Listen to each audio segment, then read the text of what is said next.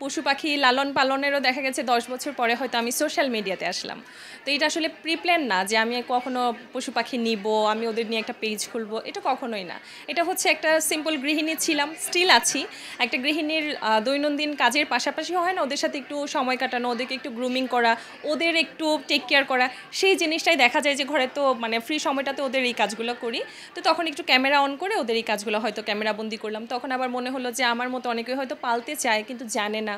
তো সেজন্য মনে হলো যে কিছু বার্তা দিয়ে ভিডিওগুলো পোস্ট করলে ওরাও জানবে। তো এই এই এই ইচ্ছা থেকে আসলে এই সোশ্যাল প্ল্যাটফর্মে আসা। এবং এখন অনেকের সাথে দেখা হলে বলে, ইভেন একটু আগে মিম আপুও বলছিলেন যে ওনার মা আমার ফ্যান এবং উনি আমার ভিডিও দেখেন এবং উনি আমাকে ওনার ফোন নাম্বার, ওনার মায়ের ফোন নাম্বার দিয়ে গেলেন। তো এই যে একটা প্রাপ্তি যে একজন সেলিব্রিটি পর্যন্ত আমি পৌঁছে গেছি, মানে ওনারা আমার ভিডিও দেখেন, তো এইটা আসলে আমার কল্পনার বাইরে ছিল এবং এটা আমি আমার প্রাপ্তি বলবো যে আমি সাকসেসফুল। আমার মনে হয় যে একটা ছেলের পাশাপাশি একটা ছেলেও অবশ্য অনেক চ্যালেঞ্জের মধ্য দিয়ে নিজেকে নিয়ে যায় এবং আমার মনে হয় যে একটা মেয়েও চ্যালেঞ্জের মধ্য দিয়ে নিজেকে নিয়ে যায়। একটা মেয়ের কৈশোরকাল, ছোটোবেলা, তারপরে হচ্ছে বিবাহ, সব কিছুর পরে যেটা হয় আস্তে আস্তে আমরা গৃহিণী হয়ে উঠি। তো সেই সময় হচ্ছে নিজের বাচ্চা কাচ্চা, নিজের যত্ন, নিজের হাজবেন্ড, সংসার সব কিছু সামলে এই বাচ্চাদের টেক কেয়ার করাটা অবশ্যই চ্যালেঞ্জের। নগদে 500 টাকা বা তার বেশি পেমেন্টে পেতে পারেন ঢাকায় জমিসহ 20 কোটি টাকার পুরস্কার।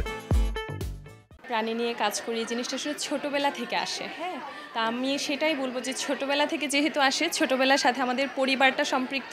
তা আমি প্রতিটা পরিবারের উদ্দেশ্যে বলবো যে আপনারা আপনাদের সন্তানকে পশুর প্রতি যে একটা ভালোবাসা বা একটা সহমর্মিতা, এই শিক্ষাটা মানে আমাদের প্রাতিষ্ঠানিক শিক্ষার পাশাপাশি এই শিক্ষাটা যেন দেয়া হয়।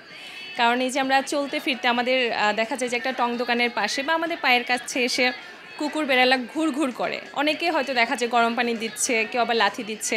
এতটুকু না করা হোক, ওদের প্রতি একটু সহানুভূতি দেখানো হোক, ওদেরকে টুকটাক মানে যদি সম্ভব হয় একটু খাবার দেওয়া হোক, মানে জাস্ট একটু সহানুভূতি দেওয়া হোক। তা আমার অ্যাকচুয়াল মেসেজটা এইটাই থাকে যে সবার কাছে এই নিউজটুকু, এই বার্তাটুকু পৌঁছাক যে ওরা আসলে ক্ষতিকর না। হ্যাঁ, একে তো হচ্ছে ওরা উপরওয়ালার সৃষ্টি, আমরা যেমন উপরওয়ালার সৃষ্টি, ওরাও উপরওয়ালারই সৃষ্টি। তো আমরা যেমন আমাদেরটা বুঝি, ওরা বোবা, ওরা ওদেরটা বুঝে না, ওদেরটা আমাদেরকেই বুঝতে হবে। যে বলে না যে আমরা অনেকের রিজিক নিয়ে আসি, তা ওদের রিজিকটা আসলে আমাদের উপর ডিপেন্ড করে। তা আমরা যেন ওদের ব্যাপারটাতে অনেক সহমর্মী থাকি সবসময়।